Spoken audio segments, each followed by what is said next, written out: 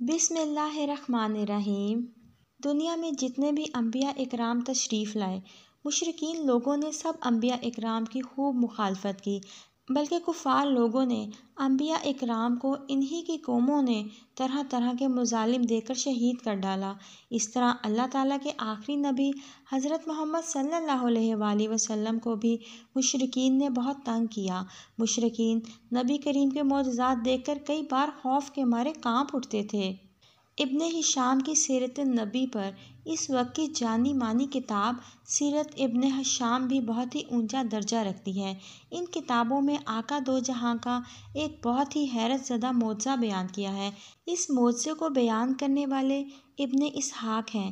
ابن اسحاق نے بیان کیا ہے، ابو جہل بن ہشام حضور اکرم صلی اللہ علیہ وآلہ وسلم کو طرح طرح کے مظالم ڈھانے سے باز نہ رہتے تھے۔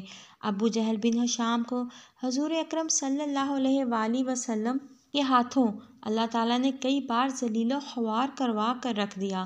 ابن اسحاق بیان کرتے ہیں کہ عبداللہ بن ابو سفیان ثقفی کو اللہ تعالیٰ نے بے شمار حافظے سے نوازا تھا۔ انہوں نے بیان فرمایا ہے کہ آراش کے ایک گاؤں سے ایک آدمی اونٹ فروخت کرنے کے لیے مکہ آیا۔ ابو جہل نے آراش سے تمام اونٹ خرید لیے، پھر اس کو اونٹوں کی رقم دینے سے انکار کر رہا تھا۔ آراشی ابو جہل کی اس حرکت سے تنگ آ کر قریش کی مجلس سے مدد طلب کرنے لگا۔ آراشی نے پریشانی کی حالت میں قریش کے لوگوں سے کہا کہ میں دوسرے علاقے سے آیا ہوں، ایک اجنبی ہوں۔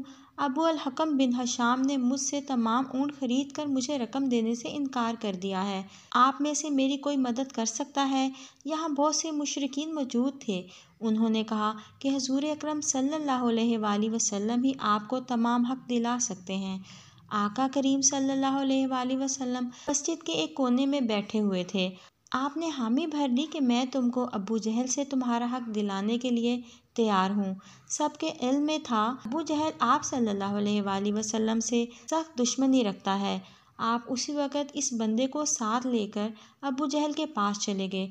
آپ کا پیچھا کرتے ہوئے کچھ مشرکین بھی ابو جہل تک پہنچ گئے کہ حضرت محمد صلی اللہ علیہ وآلہ وسلم کس طرح سے ابو جہل سے اس کا حق دلاتے ہیں۔ ابو جہل کے پاس جا کر آپ نے زوردار آواز سے فرمایا، تم نے اس بندے سے اونٹ خریدے ہیں؟ ابو جہل نے کہا، ہاں خریدے ہیں۔ آپ نے فرمایا، تم اس بندے کو خریدے ہوئے اونٹوں کی رقم کیوں نہیں دے رہے ہو؟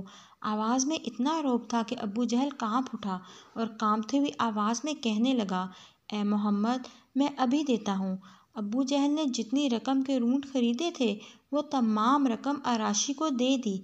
اس کے بعد آپ صلی اللہ علیہ وآلہ وسلم مسجد کی طرف چلے گئے۔ آراشی آپ کو دعائیں دیتا ہوا گھر چلا گیا۔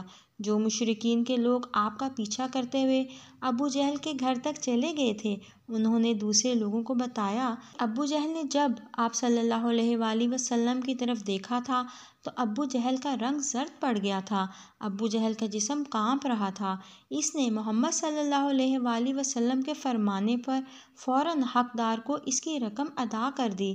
کچھ مدت گزرنے کے بعد جب ابو جہل اپنے دوستوں میں گیا تو انہوں نے کہا کہ ابو جہل تم پاگل ہو گئے ہو کیا؟ تم نے اونٹوں کی ساری رقم اس بندے کو دے دی۔ ابو جہل نے اپنے دوستوں سے کہا، خدا کی قسم جب میں نے محمد صلی اللہ علیہ وآلہ وسلم کی آواز سنی تو میرا سارا جسم ڈر کے مارے کانپ رہا تھا، مجھ سے آقا دو جہاں کے سامنے کھڑا نہیں ہوا جا رہا تھا۔